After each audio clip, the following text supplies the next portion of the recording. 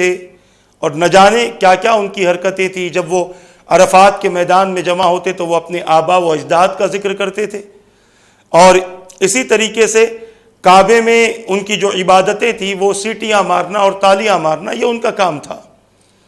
اسلام آنے کے بعد میں ان تمام رسوم کو اسلام نے ختم کر دیا، ان تمام بدعقیدگیوں کو اللہ کے رسول نے ختم کر دیا، اور اللہ کے رسول صلی اللہ علیہ وسلم نے حج کے جو ارکان ہیں، حج کے جو احکام ہیں، اپنی امت کے سامنے اقوال کے ذریعے نہیں بلکہ اعمال کے ذریعے بھی میرے آقا نے اس کو ظاہر فرما دیا، تاکہ قیامت تک امت حج کرنے میں کسی کی محتاج نہ ہو، وہ نبی کی سنت اور نبی کا طریقہ دیکھ لے. حضور پاک صلی اللہ تعالی علیہ وسلم نے حج کا احرام باندھا اپنے صحابہ کرام علیہم الرضوان کے ساتھ، اور حج کی آپ نے تیاریاں کی، قربانیوں کے لیے جانور بھی لے لیے. لڑنے کے لیے کوئی ہتھیار نہ تھا سوائے تلواروں کے، اور ان کو بھی میان میں رکھنے کا حکم دیا.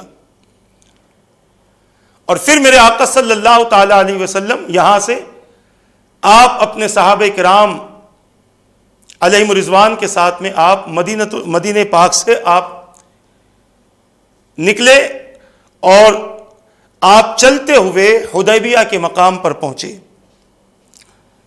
یہ حدیبیہ کا مقام ایک ایسا مقام ہے جہاں پر بیعت رضوان بھی ہوئی ہے. میں انشاءاللہ اختصاراً اس کے حوالے سے آپ کے سامنے عرض کروں گا. میرے آقا صلی اللہ تعالی علیہ وسلم کے یہاں سے جانے کی اطلاع مشرکین تک پہنچی، اور مشرکین دیگر قبیلوں سے اور دیگر خاندانوں سے جنگ کرنے سے زیادہ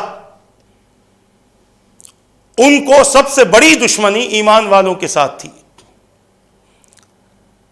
میرے آقا صلی اللہ تعالی علیہ وسلم اپنے صحابہ کے ساتھ جب حدیبیہ کے مقام پر پہنچے،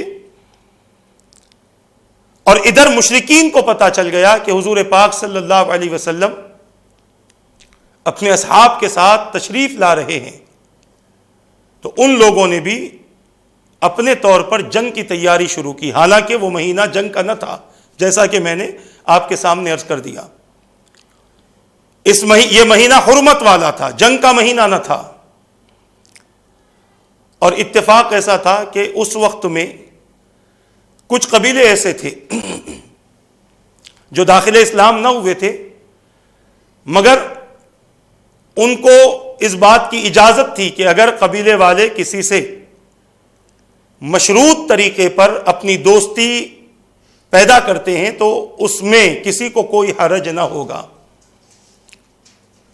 حضور پاک صلی اللہ تعالی علیہ وسلم کے پاس میں قبیلے بنو خزاعہ، قبیلے خزاعہ کے ایک فرد جن کا نام بدیل ہیں، یہ خزاعہ کے سردار تھے.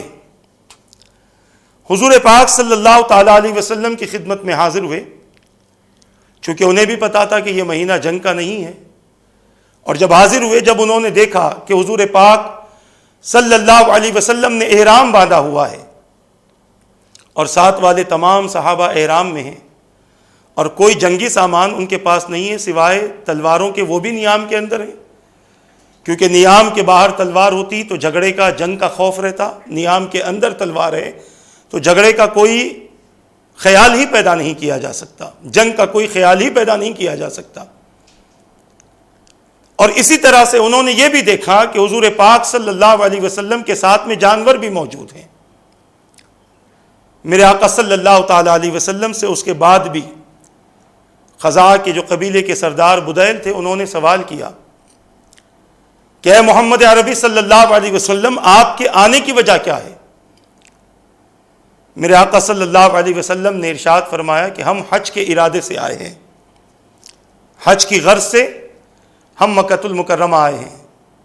جیسے انہوں نے سنا اس خبر کو، وہ مکہ لے کر گئے اور جا کر مشرکین کے سرداروں سے یہی کہا کہ ان کا ارادہ کوئی جنگ کا نہیں ہے، وہ تو کعبے کا طواف کرنا چاہتے ہیں، حج کرنا چاہتے ہیں. اتنا سننا تھا کہ مشرکین آگ بگولا ہو گئے. ان لوگوں نے کہا کہ ہم کسی بھی مسلمان کو ہم مکے میں داخل ہونے نہیں دیں گے۔ انہوں نے کہا کہ یہ ارادے تمہارے غلط ہیں، یہ سوچ تمہاری غلط ہے، تم لوگ ایسا نہیں کر سکتے، کیونکہ ان کا ارادہ کوئی جنگ کا نہیں ہے۔ اتنا سننا تھا کہ مشرکین ان پر بہت زیادہ گرم ہوئے، بہت زیادہ غصہ ہوئے، اور کہنے لگے کہ تم جاؤ، ہمارے پاس سے ایک آدمی کو ہم بھیجتے ہیں۔ انہوں نے ایک آدمی کو بھیجا، وہ بھی سرداروں میں سے تھے۔ وہ جا کر جب حضور کی کیفیت دیکھی اور تمام باتیں سنی تو انہوں نے بھی یہی کہا، واپس آ کر کہا کہ سنو، ہم نے دیکھا ہے اور ہم نے سنا ہے کہ محمد عربی صلی اللہ تعالی علیہ وسلم جنگ کے لیے تشریف نہیں لائے، بلکہ محمد عربی صلی اللہ علیہ وسلم حج کے ارادے سے اپنے صحابہ کے ساتھ احرام کی حالت میں، اور جانوروں کو قربان کرنے کے لیے جانور بھی اپنے ساتھ لے کر آئے ہیں۔ عزیزان ملت اسلامیہ، یہ بات سن کر ان مشرکین میں اور زیادہ تیزی آ گئی، اور زیادہ وہ غصہ ہو گئے کہ ایک پہلا آیا تھا، اس نے بھی ان کے حوالے سے نرم بات کی، دوسرا گیا، اس نے بھی ان کے حوالے سے نرم بات کی۔ وہ لوگ بہت زیادہ غصہ ہوئے۔ اس میں ایک عروہ نامی شخص، جو پہلے مقام صحابیت آپ کو نہ ملا تھا، ابھی حضور کے دستے حق پرست پر آپ بیعت نہ ہوئے تھے، ان کو بھیجا کہ تم ہمارے نزدیک بہت بڑے سردار کی اہمیت رکھتے ہو، لہٰذا تم جاؤ اور تم جا کر تیزی میں محمد عربی صلی اللہ علیہ وسلم سے بات کرو۔ عروہ وہاں پر پہنچے، میرے آقا صلی اللہ تعالی علیہ وسلم کو دیکھا اور دیکھ کر کہنے لگے کہ کیوں آپ معاذ اللہ اپنی جان کو اور ان تمام اپنے ساتھیوں کو قربان کرنا چاہتے ہیں؟ کیوں آپ ان کو ختم کروانا چاہتے ہیں؟ اگر مکے کے لوگ آپ پر حملہ کر دیں تو آپ کے ساتھ والے سب کے سب بھاگ جائیں گے اور آپ کو اکیلا چھوڑ دیں گے۔ میرے آقا صلی اللہ تعالی علیہ وسلم یہ بات سن کر خاموش ہوتے ہیں۔ حضرت سیدنا ابو بکر صدیق رضی اللہ تعالیٰ عنہ کو بہت زیادہ غصہ آتا ہے یہ بات سن کر۔ حضرت سیدنا ابو بکر صدیق رضی اللہ تعالیٰ عنہ اسے برا بھلا کہتے ہیں اور فرماتے ہیں ہم ان لوگوں میں سے نہیں ہیں کہ جو ایسی حالت میں نبی کا ساتھ چھوڑ دیں، بلکہ ہم ان لوگوں میں سے ہیں جو نبی پر اپنی جانوں کو قربان کر دیں۔ یہ بات سن کر عروہ نے کہا کہ یہ صاحب کون ہیں؟ تو لوگوں نے کہا کہ یہ حضرت سیدنا ابو بکر صدیق رضی اللہ تعالیٰ عنہ ہیں۔ جیسے عروہ نے سنا تو کہا میں بھی آپ کو بہت برا بھلا کہہ سکتا تھا، مگر آپ کا احسان میری ذات پر ہے، اس لیے میں آپ کو برا بھلا نہیں کہوں گا۔ اس کے بعد اور بھی عروہ نے اس قسم کی باتیں کی کہ جس کو سن کر صحابہ میں سے کئی صحابہ نے عروہ کو برا بھلا کہا، اور پھر عروہ نے اپنی آنکھوں سے دیکھا کہ میرے آقا صلی اللہ تعالی علیہ وسلم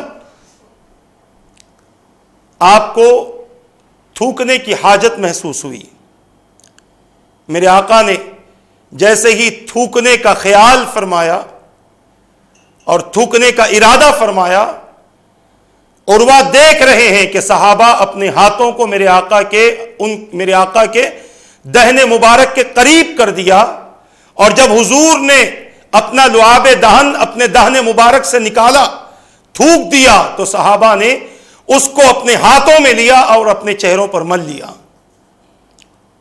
بڑے پریشان ہیں یہ دیکھ کر، یہ منظر دیکھ کر کہ کسی انسان کا تھوک اگر کوئی تھوکتا ہے تو پیچھے والا دیکھنے والا اسے ناپسند کرتا ہے، مگر یہ عجیب قوم ہے کہ یہ اپنے نبی کا تھوک اپنے ہاتھوں میں لے کر اپنے چہروں پر مل رہی ہے۔ حضور وضو کرتے ہیں، کلی کرتے ہیں، میرے آقا کے جسم اقدس سے لگا ہوا پانی زمین پر صحابہ گرنے نہیں دیتے۔ یہ دیکھ کر بہت زیادہ پریشان تھے۔ ہمارا عقیدہ اور ہماری عقیدت کہتی ہے کہ حضور جہاں لباس بشریت میں تشریف لائے، وہیں پر اللہ تبارک و تعالی نے اپنے محبوب کے جسم پاک پر نورانیت کو غالب رکھا تھا، اور صحابہ جانتے تھے کہ مصطفیٰ جان رحمت صلی اللہ علیہ وسلم کوئی عام بشر نہیں ہے، بلکہ میرے آقا اللہ کے محبوب ہیں، اور حضور پاک صلی اللہ علیہ وسلم سے بے شمار معجزات اور بے شمار